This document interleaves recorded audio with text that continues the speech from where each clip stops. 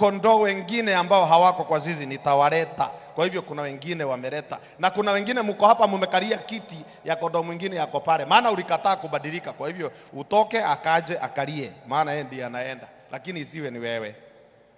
So all that is happening. So today ninazungumzia moja ya hiyo, tunasema ya kwamba shida zitatokea. Sasa atakapofunga mlango wa rehema, atakapofunga huo mlango wa rehema, hakuna kuchange mind, hakuna kubadilika.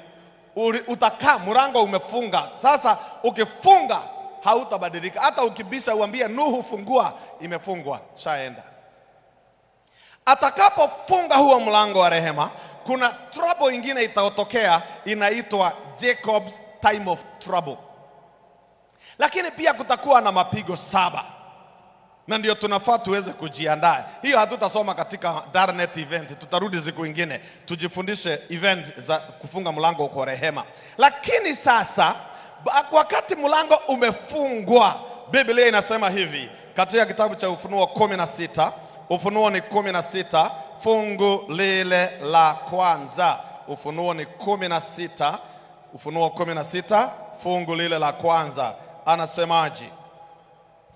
Nikasikia sauti kuu kutoka hekaluni ikiwaambia wale malaika 7, enendeni mukavimimine vile vitasa 7 vya ghadhabu ya Mungu katika nchi au juu ya nchi.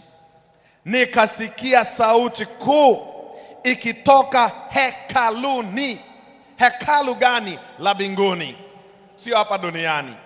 Na inawaandalia wale malaika 7. Kuna malaika 7 ambao wameandaliwa. Kuna malaika 7 ambao wameandaliwa, na wanakuja kumwaga ghadhabu ya Mungu duniani. Ghadhabu ya Mungu duniani. Ufunuo 16 imejigawa mara 2. Ufunuo 16 imejigawa mara 2. Sehemu ya kwanza ni fungu la kwanza hadi fungu la 9.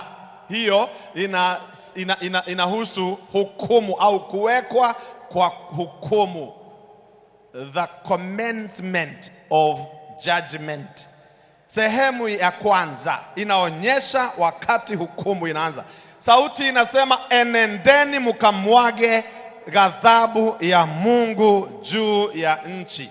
Sehemu ya kwanza, fungu la kwanza hadi la 9, na fungu la 10 hadi fungu la 21 ni kukamilika kwa hukumu. Sasa kitabu hiki au sura hii ya 16 ni mojawapo ya yale mambo ambayo tumejifundisha katika kitabu cha Ufunuo. Kitabu cha Ufunuo kina series ambazo ni za hukumu. Kitabu cha Ufunuo kina hukumu, na pia kitabu cha Danieli kina hukumu. Hasa kitabu cha Danieli kina hukumu sana. Danieli, jina yake, maana ya Danieli ni kusema God is my judge, na kitabu hicho ni cha hukumu. Na pia kitabu cha Ufunuo. Kwa hivyo Ufunuo has 3 series of judgment. Ufunuo ina sehemu 3 ambazo ni za hukumu. Sehemu ya kwanza, na zote ni 777. Zote ni 777. There are 3 series of 7s ambazo inaonyesha hukumu. Ya kwanza tushawisoma katika Ufunuo 6, ambayo ilikuwa ni mihuri 7 ya Mungu. Mihuri 7 ambao tuliweza kuona ilipofunguliwa. Kama unaweza kumbuka, farasi wa kwanza, farasi wa pili, farasi mweupe, farasi mwekundu, farasi mweusi, farasi wa kijivujivu, na roho zinazolia kutoka chini ya madhabahu, na vile mwezi na nyota na jua ziliafektiwa. Haya yote tuliweza kusoma. Hiyo ni sehemu ya kwanza ya hukumu ya Mungu ambayo inapatikana katika sura ya 6. Sehemu ya pili ni tarubeta. Kuna tarubeta ambazo unazipata katika Ufunuo 8 na 9. Zinaitwa the 7 trumpets, tarubeta 7, tarubeta 7.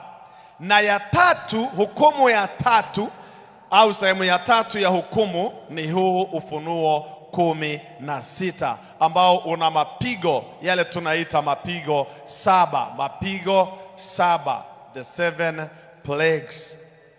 Haya ni sawa na yale ambayo yalikuwa ni mapigo ya pale Misri kabla ya wana wa Israeli kuhama au kutolewa pale Misri. Kwa hivyo kabla hawajaokolewa, kabla hawajatoka katika nchi ya utumwa, kulikuwa na mapigo. Na mapigo hayo yalikuja sio kwa wana wa Israeli, yalikuja kwa watu wa Misri. Mapigo haya 7 nitakayoyazungumzia siku ya leo. Mapigo haya 7 nazungumzia siku ya leo ni hukumu ambayo Mungu ameitoa kwa watu wa dunia, sio kwa watu wa Mungu. Kwa hivyo you are safe. You are safe. Na inakuja baada ya Ufunuo 13. Kwa sababu tuliona Ufunuo 14 Mungu akisimama. Ufunuo 14 Mungu anasimama kutetea watu wake. Ufunuo 15 na 16 Mungu anasimama kutetea watu wake. Hii Ufunuo 16 anatetea watu wake.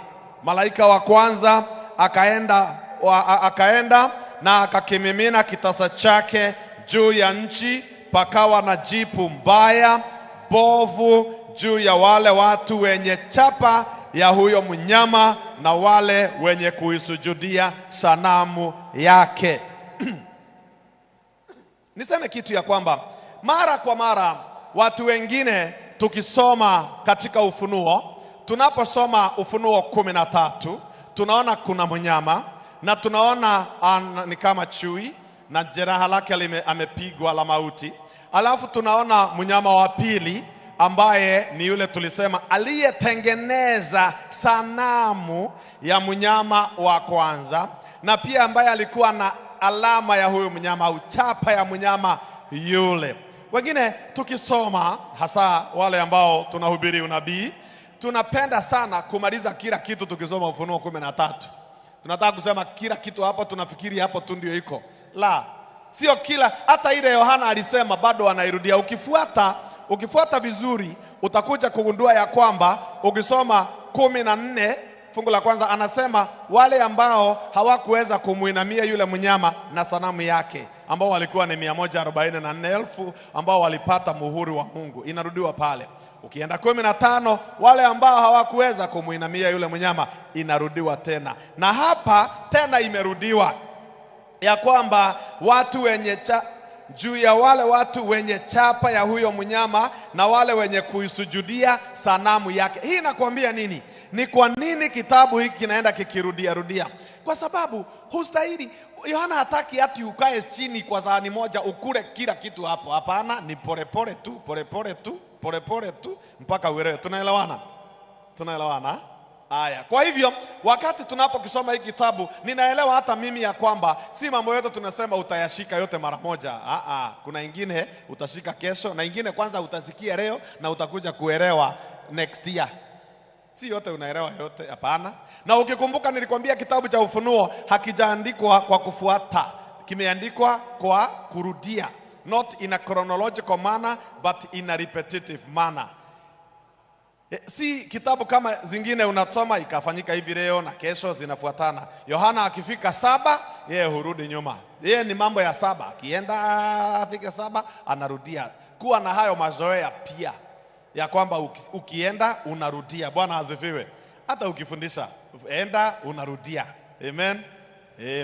Kwa hivyo Yohana amesema malaika wa kwanza alikuja na akamwaga kitasa chake juu ya nchi, na wale ambao wanamwagiliwa ni wale walikubali yule mnyama na sanamu yake. Wale walichagua kutoka kwa Mungu wakae kwa shetani, waabudu sanamu, wawe na mnyama wao, ndio wanamwagiwa kitasa hiki. Na wakati kinamwagwa kwao wanapata nini? Majipu mabaya, boils. Isaya 1 fungu la 5 anauliza swali, mbona mnapenda kuchapwa? Kila wakati mnapenda kupigwa. Na anasema kichwa chote ni kigonjwa mpaka chini, ni vidoda tu, havijasongwa, havijapakwa mafuta. Anatabiri wakati huu watu watapata vidoda kuliko vile vya Nuhu, na hizi virus usiende hospitali kwa sababu hakuna mtu atakupatia dawa. Watu wa Mungu walipigwa, watu wa Mungu walifukuzwa, hawakununua wala kuuza. dunia haikuwahitaji. Walipigwa, waliondolewa, walihama, walitoka Bongo, walienda wako msituni, hata wengine hatujui wako wapi, na wengine tuliwaua. Walibaki wale tu wanaabudu mnyama na sanamu yake. Mungu ametuma malaika kumwaga kitasa chake juu yao, hao wanaoabudu huyo mnyama na sanamu yake. Wakapata vidoda, ugonjwa wa kansa ambao hawakuielewa, na hautaenda hospitali, hautakanyanga hospitali, kwa sababu hata yule angekupeleka hospitali ako na vidoda zake. Umeshapata jipu wewe?